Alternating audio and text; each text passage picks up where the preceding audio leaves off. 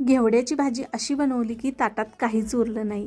चला तर मंडळी, आज ना छानपैकी श्रावणी घेवड्याची भाजी तयार करूया। सुरुवातीला घेवडा आपल्याला निवडून घ्यायचा आहे, बारीक कट करून घ्यायचा आहे। त्यानंतर स्वच्छ पाण्याने धुवून घ्यायचा। भाजी तयार करण्यासाठी एक बारीक कट केलेला कांदा, एक टमाटर बारीक कट केलेला आहे। आता कढईमध्ये तेल घालून 1 चमचा जिरे घालायचे। यामध्ये कांदा घालायचा। हा कांदा सोनेरी कलरवरती परतून घ्यायचा आहे। आता यामध्ये टमाटर घालायचा। टमाटर ही मऊ होईपर्यंत परतून घ्यायचा आहे।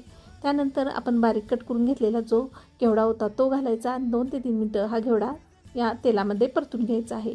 आता यामध्ये चवीनुसार मीठ घालायचं, 1 चमचा लाल तिखट घालायचं, तसेच अर्धा चमचा हळद घालायची आणि 2 चमचे शेंगदाण्याचे कूट घालायचे।